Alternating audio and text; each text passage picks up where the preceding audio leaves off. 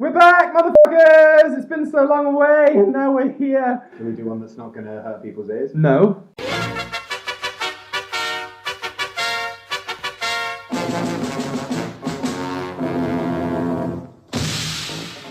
Hello, everyone. Good afternoon, good evening, good night, good morning, wherever you are. Wherever you may be across the world. It's Thriving Scrubs. We're back. There's a new set coming out. We've got more stuff to say about it. Feel free to agree, disagree, let us know. But today, Jack, what are we talking about? We're talking, of course, about Ixalan. What else is there to talk about? The full set's been spoiled. I think it looks pretty cool on first glance. Don't know how much of a look you've had. I've had a good look through. I've had a look at the big ones, the mythics, the rares. big ones. There are some big ones. There's some literal big ones. We'll be getting there shortly. What we're doing for this, because there is a lot to talk about with this set, and there's so many exciting archetypes and creature types that will shape Constructed and the limited format. We're going to go through these four main creature types. We're going to do them separately, and we are obviously starting with Dinosaur. There's nothing else we can possibly start with. It has to be Dinosaurs. But this is a brand new creature type, right? It is, yeah. I think a lot of old creatures are going to be retconned into Dinosaurs. Deathness Raptor. Deathness Raptor, for example. Good. And there's a few older ones as well. Okay. I can't list them off the top of my head, but there have been a few dinosaurs in the history of Magic that will now be dinosaurs. Will officially be Dinosaurs. Officially, finally dinosaurs. They have a lot to live up to, in a way, these dinosaurs, because they are essentially replacing Eldrazi. Yeah. They will be the big, beefy, big bollocked, 10 mana, 8 mana ramp targets that you look for in Constructed and maybe limited? Yeah, exactly. Green's losing, it's losing a lot of the big green Eldrazi. It's losing Worldbreaker. Yeah, we're losing Ulamog. Ulamog, yeah. Emrakul's long gone. Imagine if it wasn't. He's replacing all of them. Yeah. So we're going to need some big green dinosaurs so that people who want to play big green dinosaurs, you say? Yeah. Let's start with the commons, shall we? All right, yeah. The biggest, greenest dinosaur we could have hoped for is Ancient Brontodon. Ancient Brontodon, what a name. It costs 6 and 2 green for a 9/9. That's it, that's all it is.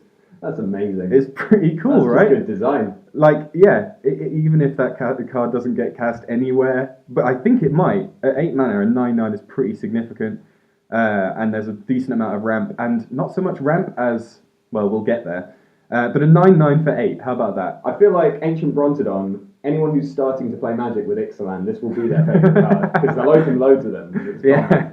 And if I was just starting out Magic, a 9/9 for 8. You can't, how can there be a better card than that? That's literally the best card I've ever seen in my life. Yeah, Colossal Dreadmaw costs 4 and 2 green for a 6/6 with Trample. A 6 mana 6/6 with Trample is a pretty good going rate nowadays. It is indeed. And the art's pretty sweet as well. It's massive. Look at it. Yeah, they're all huge. It's enormous. Some of them are as big as, they're so big that you can see the curvature of the earth in the picture. But a 6/6 Trampler for 6 at common, again, this is something we're Rampaging Hippo was a 5/6 and cycled, of course, but that's a pretty good rate. And again, if you're casting that on turn 5 or even earlier, then that'll be nice and limited. I just want to quickly mention Looming Altisaur. Looming Altisaur, costs go on then. 3 and a white for a 1/7.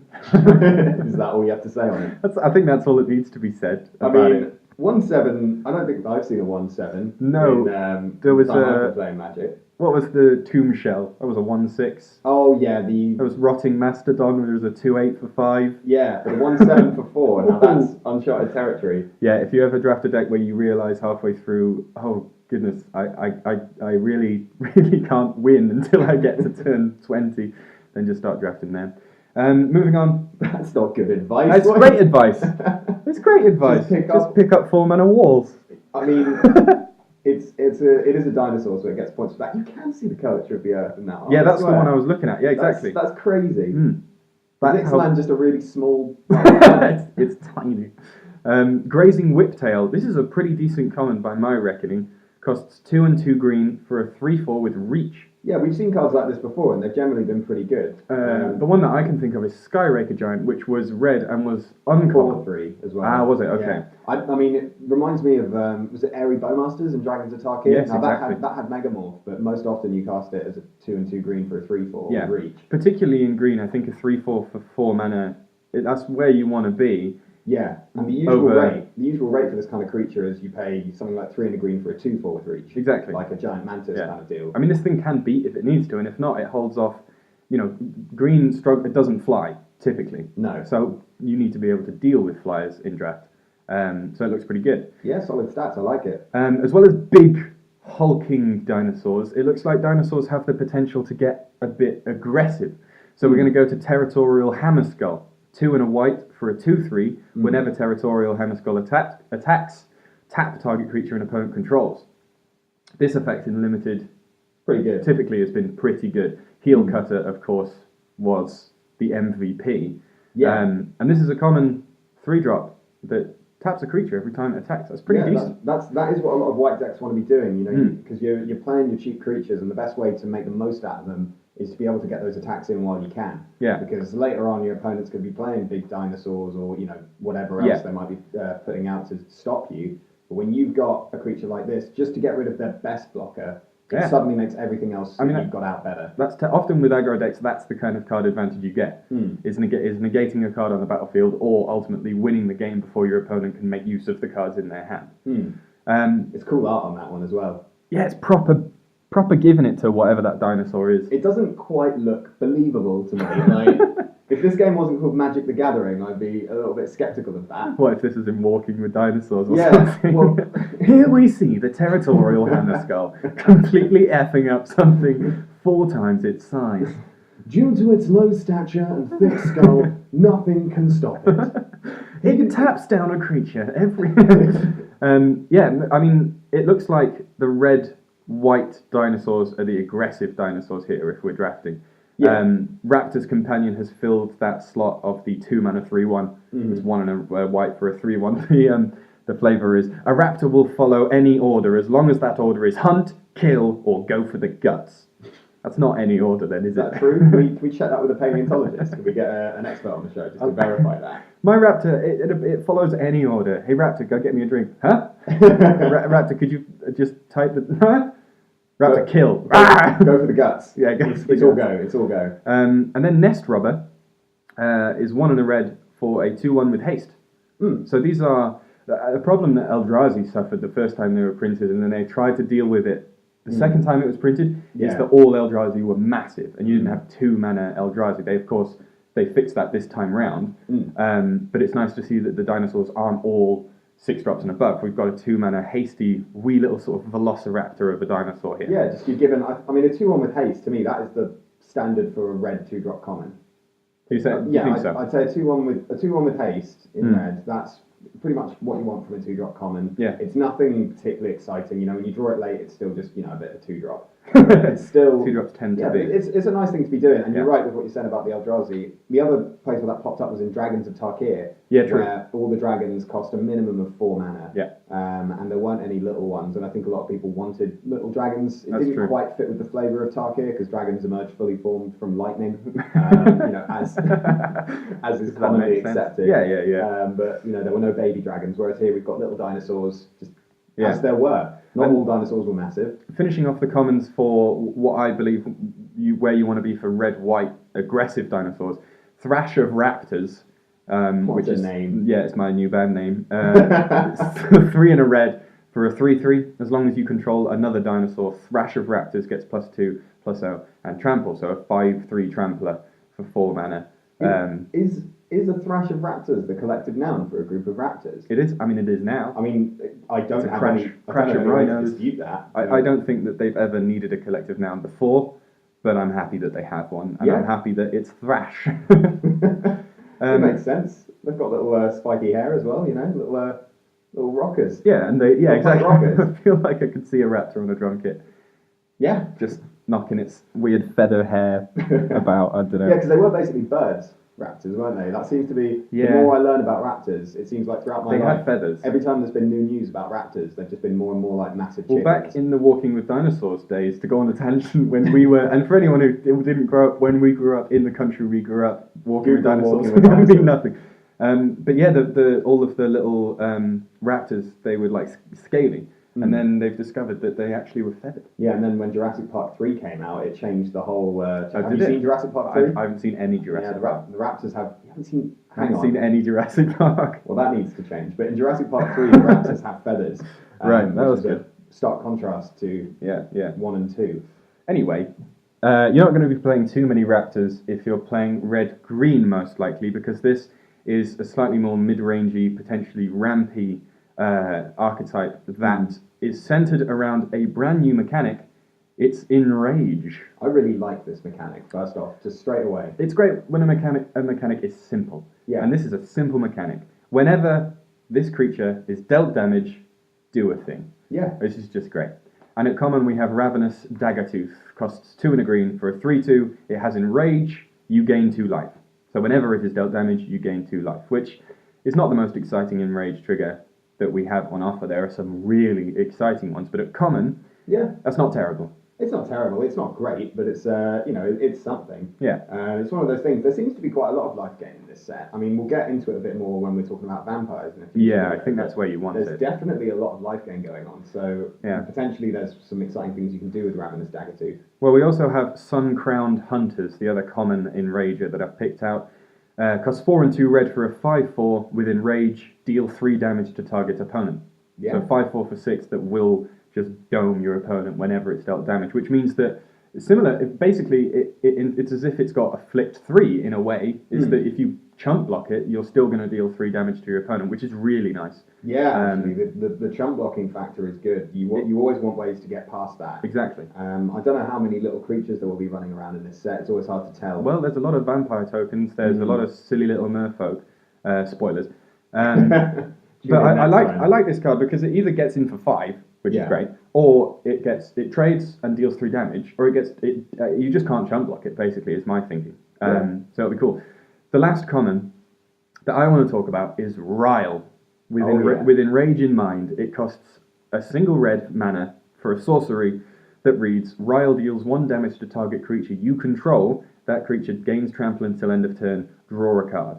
So that's a lot. That's a lot of stuff. And say you can just use these commons. Use Sun-Crowned Hunters as an example. For 1 red mana, you bolt your opponent, gift it trample, and draw a card. That's a lot of stuff. That is a lot of stuff. And that's not that situational to be talking about. If you draft Dinosaurs and then pick up Riles, that's just 2 cards. You just need 2 cards to make that happen. It cycles, this card. Yeah. It basically cycles for red. You do need to target a creature you control, but if you can't do that, then you're in trouble anyway. I mean, don't put it in your control decks, but if you're running a decent amount of creatures, if you're running 15 of creatures, you should be fine with something like this. Don't run 4 of these, but I think if you're the only one doing it, I think you can easily get a 4 Rile. I think Tiwu could do it. I can't imagine a world where you're the only one drafting Dinosaurs, because that just doesn't align with my worldview. That is perhaps true. We'll move on to the some uncommons and rares. Talking about red-white being the aggressive dinosaur archetype, let's start with Sky Terror. Where better to start? Yeah, talk to me about Sky Terror. It costs a red and a white. Yeah. For a 2/2 with flying and menace. That's a really good rate. It's really good. That's just solid. Like 2/2 flyers for 2 are good anyway. This having menace basically means that it can't be blocked unless they have 2 flyers out. And there are some decks that will never get 2 flyers out. Exactly. Yeah, it's a real threat, this one. It's obviously, it is a bit tricky getting both your colours on turn 2, but it's not that hard. That's just the life you live. Yeah, it's not. You're playing the red-white life, so just play red and white lands and hope for the best. But yeah, if you get 2 or 3 of these, that's a game plan right there. Absolutely, yeah. Kinjali's Sunwing costs 2 and a white for a 2/3 with flying. The white ones tend to fly, by the way. Creatures your opponent control enter the battlefield tapped. So that's always an aggressive ability. Yeah. Thalia most recently did it. I mean, it's aggressive. You can incorporate it in more defensive decks. I think it's not completely irrelevant in defensive decks in that you're just slowing them down a bit. But yeah, it's generally an aggressive mechanic for sure. It makes your attacks on the turn after more likely to swing through. And any hasty creatures will get slowed down. Talking about flying Imperial Eros, some of the invented almost paleontological official scientific names like Aerosaur. It's great. Imperial Eros. Yeah. Costs 3 and a white for a 3/3 with flying. That's a decent rate. Already sold, yeah. When Imperial Eros enters the battlefield, another target creature you control gets +1/+1 and gains flying until end of turn. What's it got in its claws there? It's a little person. It's isn't a it? dude. It's a tiny little dude. Little person with a massive sword that's as big as they are. Talk to me about this ability, though. Yes, I get distracted. It's a solid ability because this is.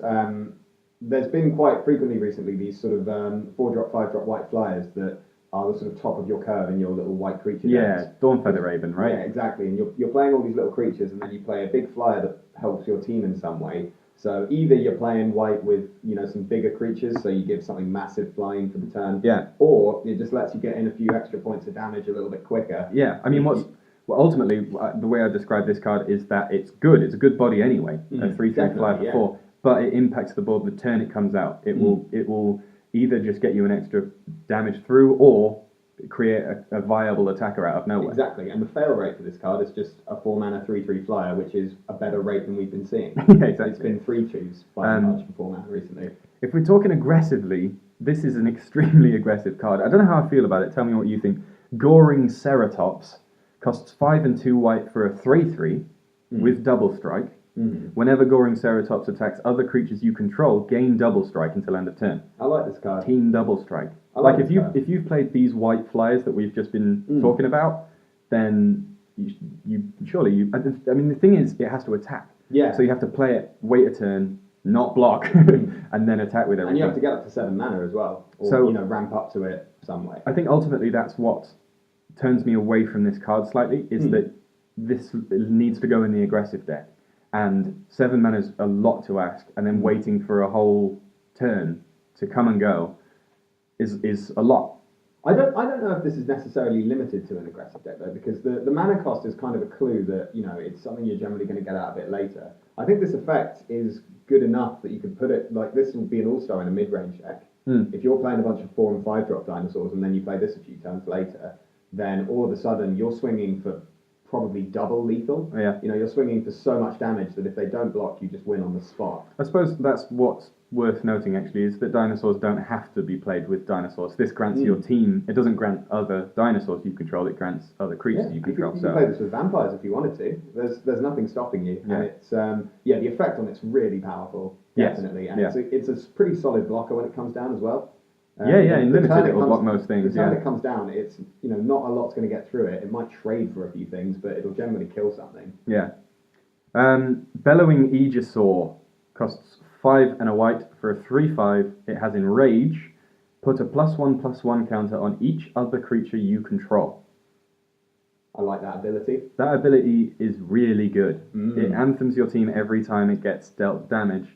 In limited, that's going to cause real problems, because even if your opponent deals with Bellowing Aegisaur by dealing damage to it, it still triggers Enrage. Yeah. If they use 2 removal spells on it uses it twice. I'm finding this card is weirdly reminiscent of Obelisk Spider from Hour of Devastation in that it's got quite a defensive body, but if they attack into it, they're just screwed. Yeah. You can't, if you attack into it, you're going to have problems. It's going to be, with 5 toughness as well, this is going to be a really difficult card to play against. And if you attack with it, then they either have to find a combination of creatures big enough to kill it, in which case you'll still get counters on everyone else, or just let it through, and you can only let 3 damage through so many times. Yeah, exactly. And no one's going to want to say, chump block this and then finish it off with a lightning strike. That's so bad. Yeah, that's really bad. And if you can force people to do that.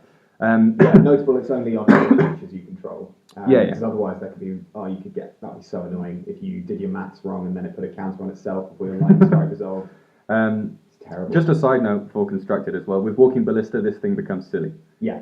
If you have a Ballista with 2 counters, then you can just deal damage to it over and over again, and your Ballista will stay the same size, and the rest of your team will grow indefinitely. Yeah. So, that's silly. Finally, Wakening Sun's Avatar. This is a mythic. It costs 5 and 3 white for a 7/7. It's a dinosaur avatar. When Wakening Sun's Avatar enters the battlefield, if you cast it from your hand, destroy all non-dinosaur creatures. This is a wrath I can get behind. This thing, it could say destroy all other creatures, and it would still be completely nuts. Yeah, it's crazy. It's a mythic. It's obviously it's a really powerful effect. The question will be how, for limited I'm talking right now. Yeah. I mean, this may have applications in constructed. Yeah, it's entirely possible. It's possible. There are cheaper rats available, so it'll be interesting to see. But yeah, in limited, it'll be interesting. Can you get up to 8 mana? How quickly can you get to 8 mana? And is everyone else getting to 8 mana as well and casting all their really expensive spells? Well, that's always a thing that has to be. It fluctuates, doesn't it? Because the meta is ultimately down to the people playing it. Yeah. So if this starts aggressive or starts slow, it always changes. It tends to change as the format evolves. But at the moment, you first pick this over like a few decent uncommons. How do you feel? I think I'd first pick it just to try it out. I think what you really want is to get this in your pre-release pool because sealed's usually a bit slower. There's so many expensive spells in this set that most people I think will be a bit greedy. So you can probably afford to be a bit greedy as well and play your 8 drops. I'm going to start greedy. Also, there is ramp in this set. There is. You can cast this on turn 6. Like casting this on turn 6 is some big game. Yeah. You just never want it in your starting hand. Pretty much. Yeah. Pretty much never. So we're going to look at some uncommons and rares from the red-green Enrage archetype. We're going to start with a really cool uncommon, Ranging Raptors. 2 and a green for a 2/3. Its Enrage is search your library for a basic land card, put it onto the battlefield tapped, then shuffle your library. Yeah, I like it. That's really cool.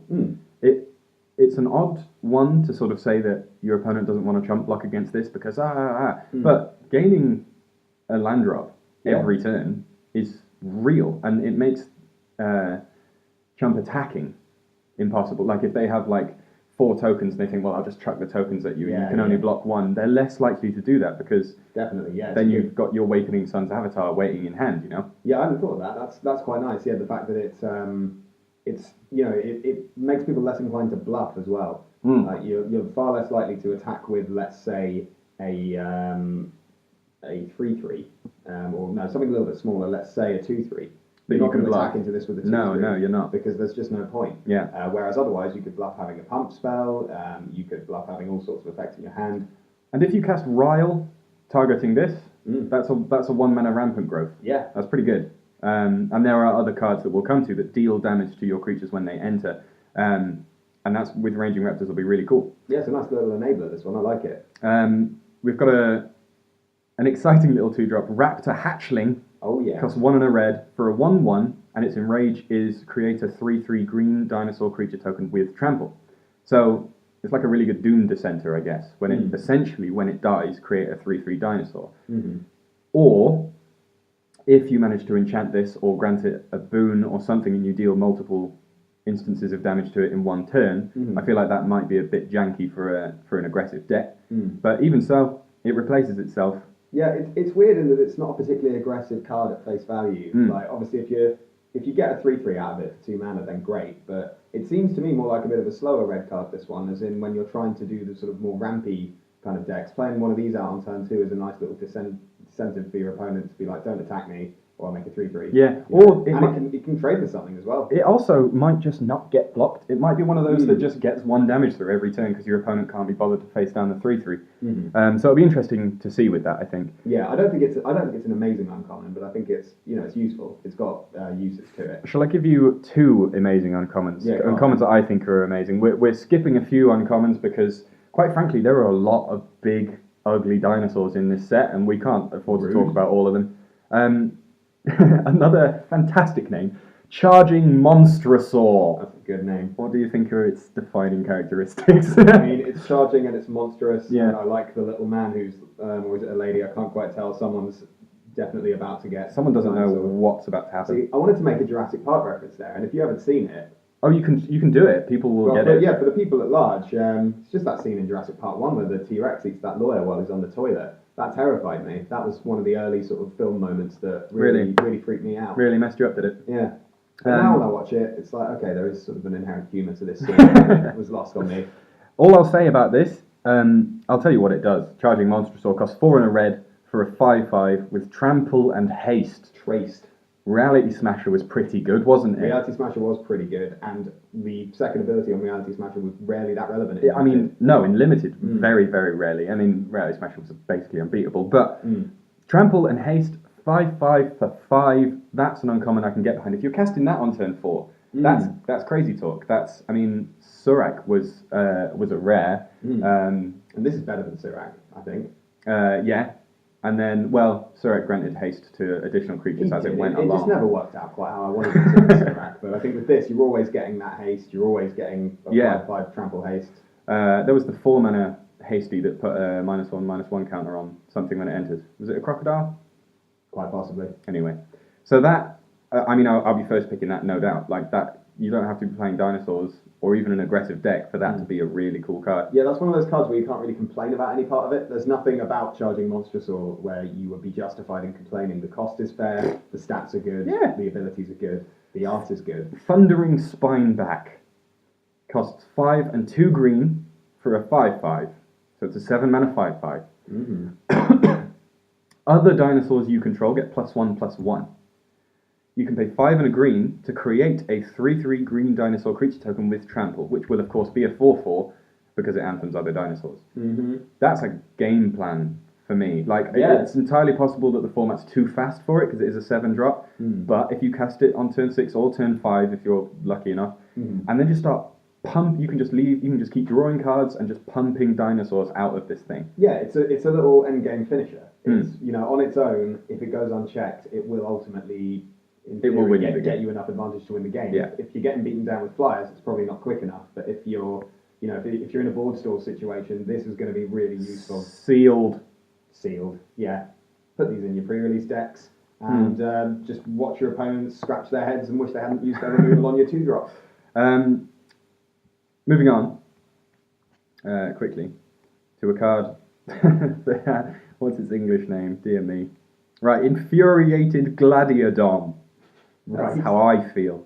Costs 3, a red and a green for a 5/5 with flying. When it enters the battlefield, it deals 1 damage to each other creature, triggering all your enrages. And all your opponents' enrages. All your opponents' enrages, knocking off any tokens like that. Yeah, that ability is going to cause some crazy... It's possible you might not want to cast it. If you're up against some, like, mad enrages...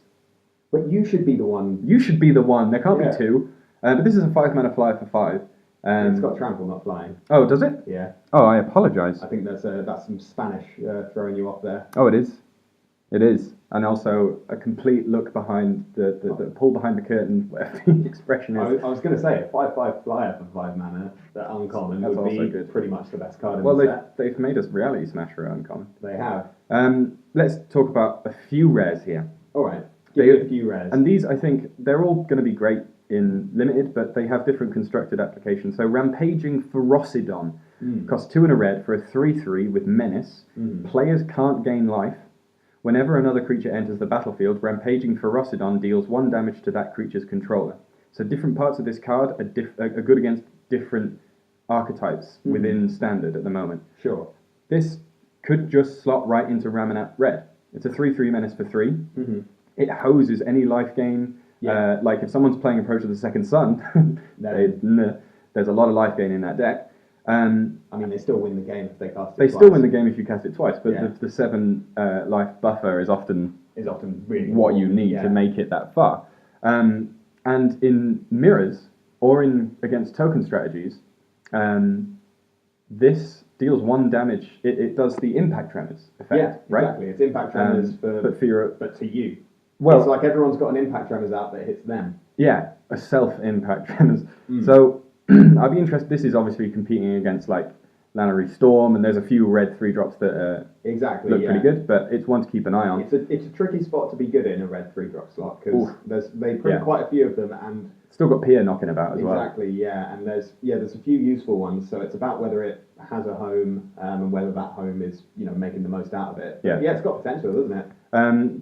We have a sort of a Scavenging Ooze-ish, kind of, definitely not. Death Gorge Scavenger costs 2 and a green for a 3/2. Whenever Death Gorge Scavenger enters the battlefield or attacks, you may exile target card from a graveyard. If a creature card is exiled this way, you gain 2 life. If a non-creature card is exiled this way, Death Gorge Scavenger gets +1/+1 until end of turn. So there's a lot of... you read it and you go, oh, it's Scavenging Ooze, except it doesn't do this, or that, or that, or that. Like it's... And yeah, I mean, it's cool that it does it when it enters. That's nice. They could have just made it whenever it attacks, and that would still be, you know, a card. But no, the enter trigger is nice. That's pretty spicy. Yeah, I'm into this. And then it kind of it splits Scavenging Ooze gains you 2 life, and it gets a +1/+1 counter if you exile a creature card. Whereas this gains you 2 life if it was a creature card, and it gets +1/+1, not in counter form if it was a non-creature. The thing about it being a non-creature card is when is that ever relevant? Torrential Gearhulk is an instant. You can't exile their target. You know? No, true. It's I'm looking at this, and I think the thing is, Tireless Tracker has dominated the 3-drop green, you know, the green 3-drop stock for so long, and I don't think this stands up. It's to nowhere that near at as good. all. No. So it doesn't gain you any card advantage. It just interacts with your opponent's graveyard, which it's possible that there is a deck. Ends up being a deck where this is the only option it has to exile Scrappy Scroungers or whatever. Sure, yeah. But I mean, that's not nothing. It's not nothing, but it's not Scavenging Ooze. Yeah, precisely. A card that has got a lot of buzz around it is Ripjaw Raptor. Costs 2 and 2 green for a 4/5. With Enrage, draw a card. Yep. Like, there it is. Ouch. There it is. If you talk about not wanting to chump block something, this is the definition of that aspect of Enrage. People are questioning its viability going up against Bristling Hydra. Does it replace Bristling Hydra? That's interesting. It's certainly easier to kill. It's certainly easier to kill, but I mean, we have Raska's Contempt coming in, and there are always effects that obviously just exile permanents, but if you're dealing damage to this thing, even if it's Hour of Devastation, you're still going to draw a card off it, which is really nice. And the 4-drop mid-range creature of choice has often defined standard, like Siege Rider defined standard for ages. And Bristling Hydra, if you're building a deck, you have to think, what do I do against Bristling Hydra? I think Ripjaw Raptor, I'm not sure, like in a dedicated energy deck, you're going to go Hydra. Definitely. But if you're in a mid-rangey deck, Ripjaw Raptor might just be the way to go. It might just pop into all the dinosaur decks. It's definitely a strong effect. Of course. And it's just a matter of how useful it ends up being, how often it ends up happening. I'm finding it very hard with Enrage to figure out how common it's going to go off. Just excluding, you know, situations where you've built around it completely, just talking about in a vacuum, which a lot of these cards, you know, when you're talking about dinosaurs in standard, they might not be built around Enrage. It might just be built around casting really big dinosaurs. Yeah, no, I think it will be, but it's a case of how often is this going to happen. Well, Ripjaw's a card that it doesn't need any help from anyone. Exactly. It just is great. Like, it draws you. If it ever draws you 2 cards, you're going to feel like a god. You're going to feel like a genius. Burning Sun's Avatar costs 3 and 3 red for a 6/6 dinosaur avatar. When Burning Sun's Avatar enters the battlefield, it deals 3 damage to target opponent and 3 damage to up to 1 target creature. Oh, there you go. Weesh. There's a way to turn it on. Like, yeah, Inferno Titan this is not, but it does a pretty good impression, right? Yeah, it is kind of like a Dino Titan. It's a Dino Titan that's been tuned down because Inferno Titan is stupid. Yeah, because we don't need that. No. That's fine. We don't need one of those. But a 6-mana 6/6 that it bolts your opponent and a creature. That's just mean. Yeah, it's a 6-mana 6/6 that does 6 damage when it comes in. Yeah, split on 2 different targets. That's pretty. I feel like there's not much that needs to be said about it other than goodness gracious. Dropping one of these in limited, just taking out a creature with 3 toughness or left, or playing it after combat to finish off something bigger. Personally, I don't think Burning Sun's Avatar makes it to constructed. For me, I think there are better dinosaurs at that kind of mana cost. Yeah. But in limited, it's going to be completely brutal. Yeah, I'd first pick this all day, every day. All day, every day. Every day there is. The thing I want to first pick in limited is a removal spell or a finisher, and this is both. So, yeah, exactly. Yeah, that's fine by me. We're going to move on. We're going to talk about a few cards that are designed specifically for... They aren't dinosaurs, but they are for dinosaurs.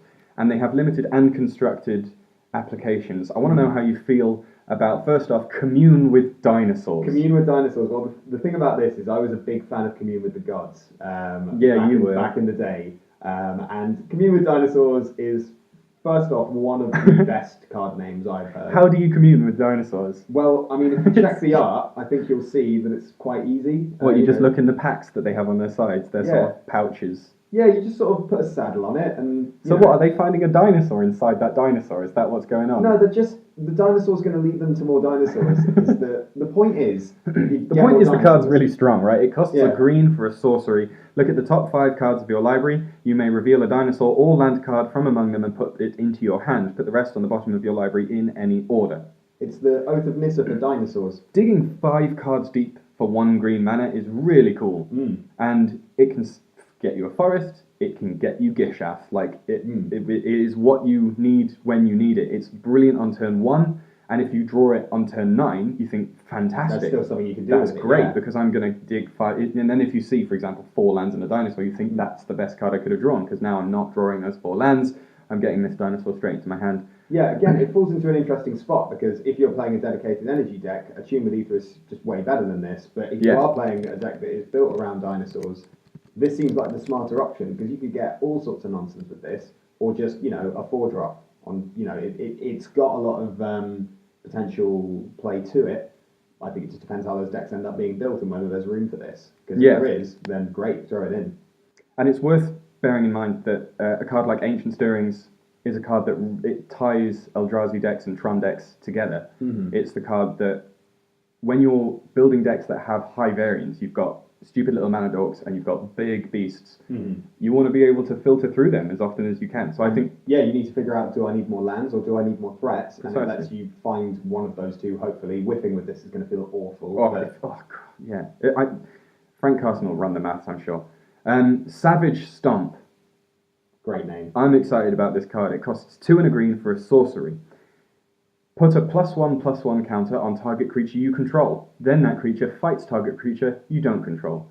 That is Hunt the Weak for 3 mana. It is indeed. However, Savage Stomp costs 2 less to cast if it targets a dinosaur you control. That is Hunt the Weak for 1 mana. It is indeed. Yeah, it's a really nice little sort of payoff, this card, isn't it? Because it's already good enough, if we're talking limited, it's good enough to play in any green deck without question. Yeah, absolutely. But then the payoff is so real. 1 green mana to put a counter on and fight. Yeah, it's worth noting this is uncommon, because thank God it's uncommon. Rightly so. This seems like it's going to be a really good card for Drafted Sealed. But in Constructed potentially as well. I mean, the danger with cards like this, when you're looking at Constructed, is people will have better kill spells and they'll tend to have instant speed removal, which is the kind of thing that can really mess these cards up. But what's nice with Savage Stomp only costing 1 green is that you can afford to play around that a little bit more. Yeah, definitely. And if you ever get to curve out, like on turn 4, you cast Savage Stomp and a 3-drop, that's going to be a really big game. Definitely. Green doesn't get good removal spells. It tends not to, and this, by my reckoning, is a pretty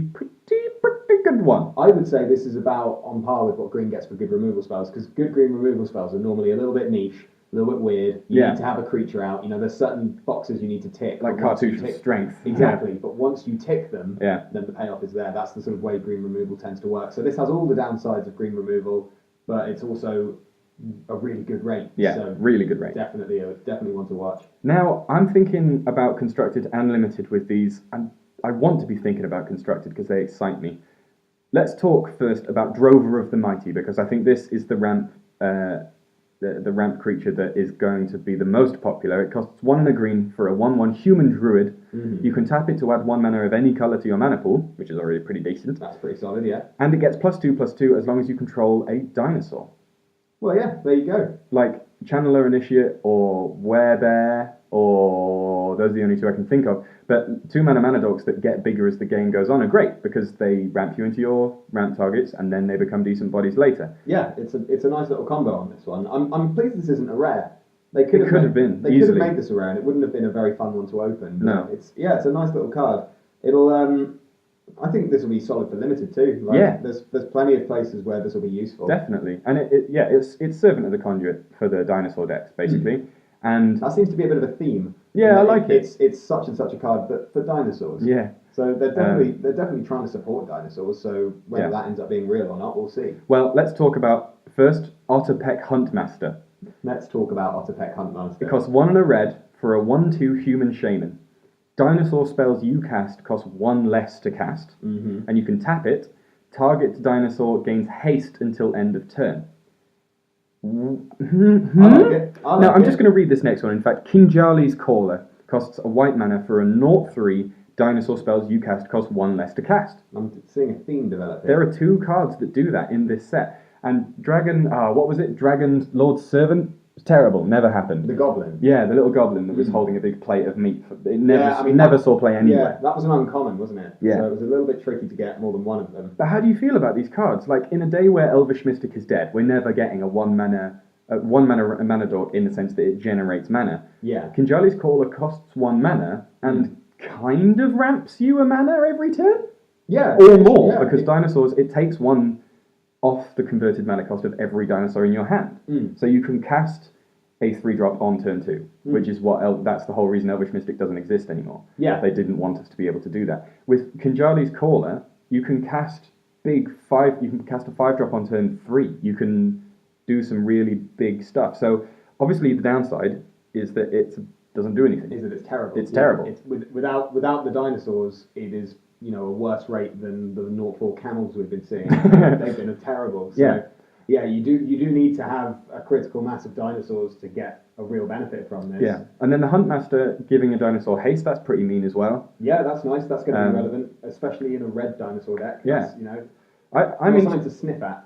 No, not at all. I don't think either one is worth dismissing right now because either one could prove to be a real player. And you never know. Kinjali's Caller could be a high pick if you're in dinosaurs. Legacy staple. It could be a legacy staple. It'll be a legacy staple. Move over, Birds of Paradise. Get a room. Look, with who?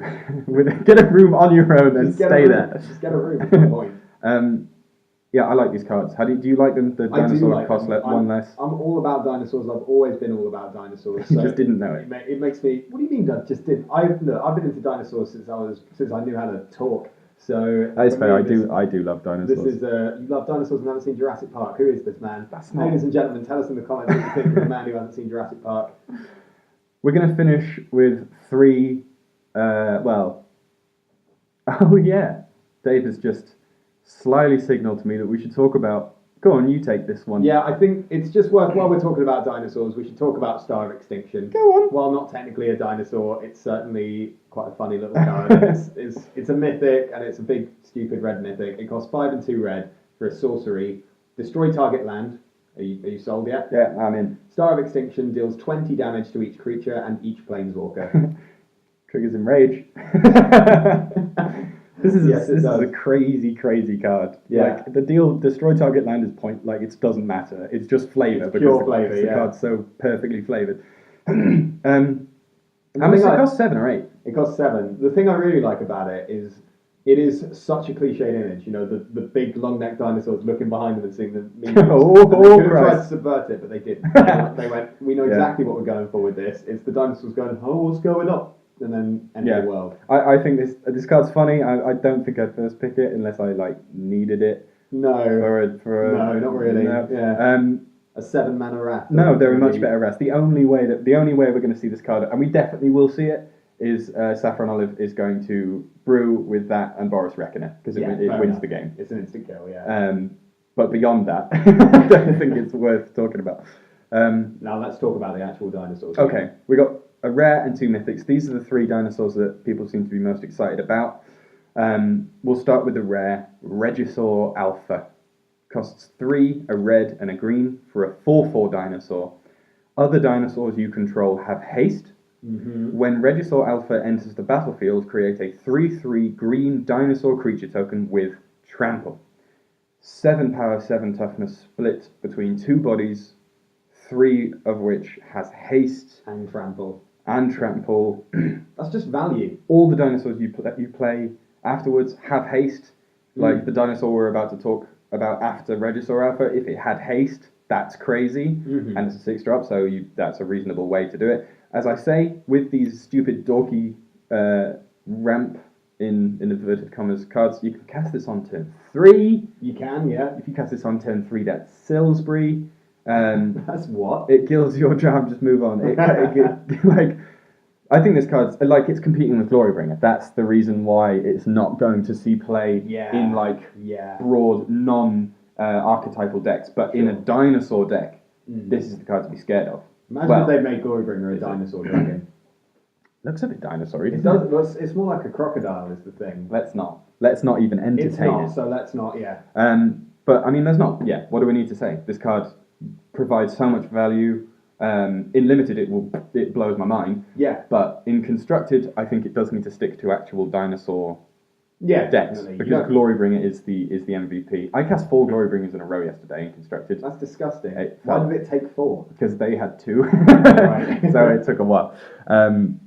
Yeah. So yeah, it's probably the best rare dinosaur in the set. That's actually just a rare, Remains to be seen, not doesn't mythic. it? I think the interesting thing is going to be how people put these dinosaur decks together because you've got a lot of different pieces, and you can try to go down the more rampy route. You can try and go with the cheaper dinosaurs instead, and try and do something more mid-rangey. Yeah. Or you can go, for the low-hanging fruit and go for the just ramp into massive 8 drops. Yeah. Right. Penultimately.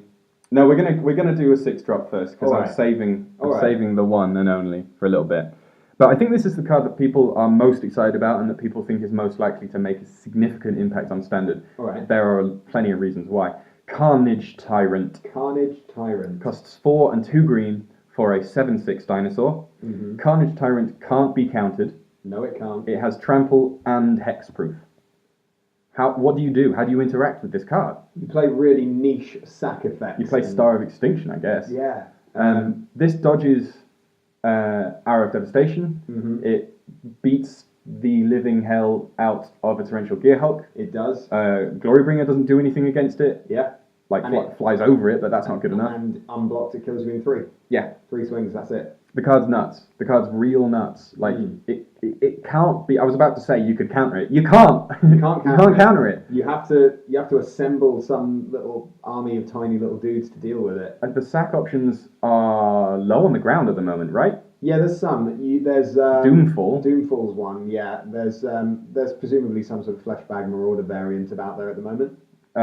Is there though? I can't think of one. Maybe not. After a time where there were loads, there are now I think none. There's hand disruption spells. Yeah, that might true. be. But seriously, especially, I mean, consider if you've played Regice Alpha the turn before. Yeah, definitely. It's attacking with haste. This card is absolutely nuts. And yeah, I see on web that the pros and the colonists and whatnot, Carnage Tyrant's the one they're talking about, not Gearshaft, unfortunately. So I think, we will. I think we can be confident in saying that this card will definitely turn up. Yeah, I mean... It doesn't need to go in a dinosaur deck either. No, it doesn't. It doesn't need to go in any kind of... just a green deck. Yeah, a deck that can cast it would be happy to play it. It's so much better than the sort of similar equivalents we've seen that have all cost 7 and haven't been dinosaurs. Had, just loads of things getting in their way. It's a flat out, here I am. Yeah. It's not fancy. And I'm going to say it again because it bears repeating. You can cast this on turn 4. You can, yeah. That is unfair. Regice Alpha on turn 3, Carnage Tyrant on turn 4. That's what I want. Gross. What would you cast on turn 5? How about Gearshaft, Sun's Avatar? Costs 5, a red, a green, and a white for a 7/6 legendary dinosaur avatar with trample, vigilance, and haste. Trivia. Whenever Gearshaft, Sun's Avatar deals combat damage to a player, reveal that many cards from the top of your library. Put any number of dinosaur creature cards from among them onto the battlefield and the rest on the bottom of your library in a random order. I love this card. This card, man. This card does everything I want cards to do. You love this. For those who remember See the Unwritten, the Unwritten was my jam, and this is See the Unwritten tacked onto a massive dinosaur. Or for anyone who's played with the Dragon yet. This does a similar Dragon-y thing.